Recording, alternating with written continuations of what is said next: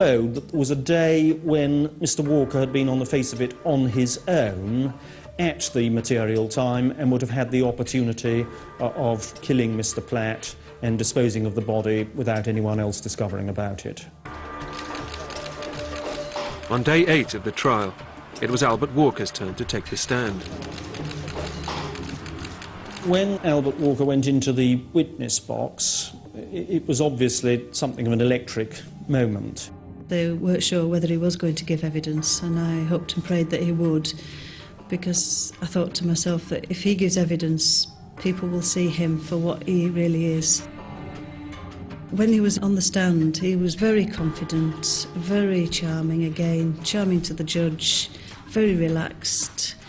Mr. Davis, he was the Mr. Davis that I knew. Albert Walker obviously had a problem in presenting his case because he had to accept that he was a man on the run who was using a false identity. But at the end of the day, he had to accept that and essentially said, well, yes, I've done things that I shouldn't have done, but I wasn't the murderer. He admitted on the stand that Ron may have been murdered, but it wasn't him. You know, there's no way it was him. So he thought he would get away with it. And he gave his explanation for the evidence of Ron Platt's blood on cushions in his yacht. He said that Mr. Platt had in some way knocked his head during the course of an incident on the boat, but that had nothing to do with anyone falling off the side of the boat, let alone a murder. But for once, Albert Walker failed to convince his audience. The jury took just 2 hours to find him guilty of Ron Platt's murder.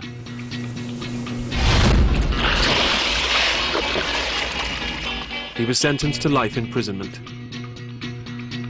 When I heard the verdict, I felt relief. I felt elation. I was so happy that he hadn't got away with it. But Ron Platt's murder had so nearly remained undetected.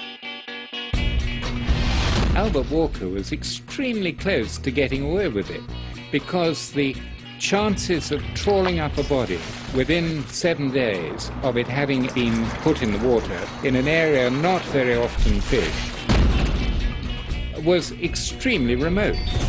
Had it not been for the Rolex watch with its unique number on Ron Platt's wrist, had it not been that the anchor by chance was picked up, had it not indeed been for the fact that an officer went to a wrong house by mistake and discovered that Albert Walker was using a false name, the police would simply have closed the inquiry, said we found out who Mr. Platt is, and that would have been the end of the matter.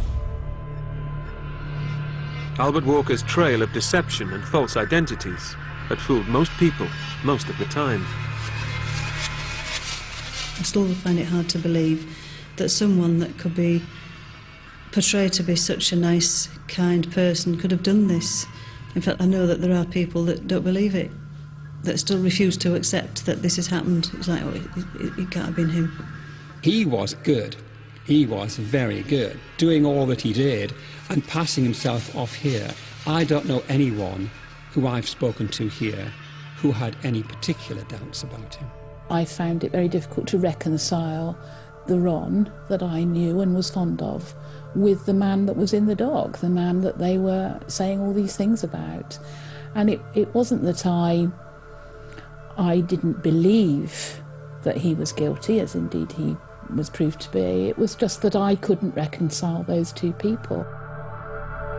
In February 2005, Walker was returned to Canada to serve the rest of his sentence. In all the time that Walker was in police custody and during the trial, he has never shown any remorse for what he's done to Ronald Platt, and I think to this day he still shows no remorse.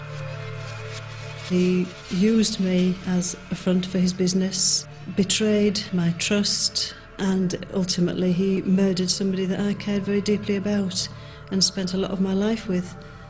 And you can't forgive that, can you? It's just pure evil.